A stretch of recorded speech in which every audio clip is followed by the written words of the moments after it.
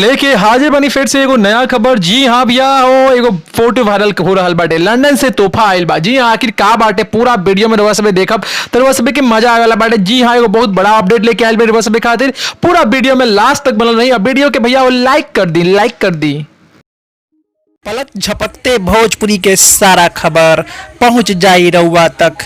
राउर आपन channel Bhojpuri star tube अगर देखो तानी तो सोची मौत, जाके कर दी सब्सक्राइब, घंटा के आइकन के दू हाली जरूर दबा देव। सब खबर फ्री में पहुंची रउआ तक।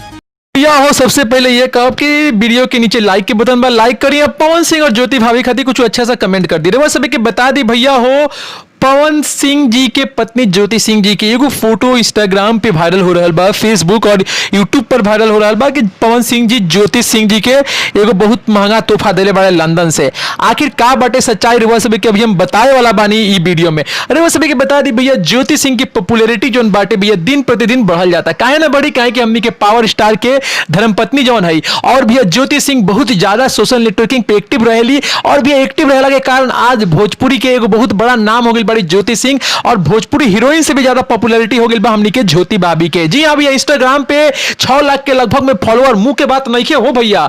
तो बता दी रउआ सभी कि सच्चाई का बाटे। सच्चाई ही बाटे भैया हो, ई जोन पोस्ट वायरल हो रहल बाटे एकदम सही बात बा, एकदम सही बात बा कि पवन सिंह जी एगो बहुत महंगा तोहफा देले बाड़े। लेकिन भैया ई लंदन के तोहफा ना रहे, ई 1 साल पहले के फोटो रहे जौन की वायरल रहे।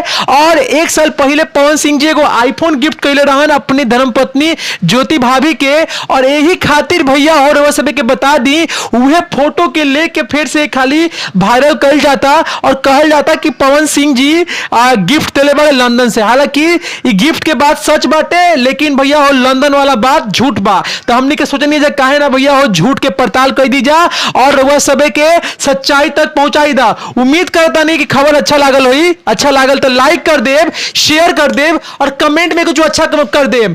भोजपुरी स्टार ट्यूब से अविनाश की रिपोर्टिंग, दिल्ली।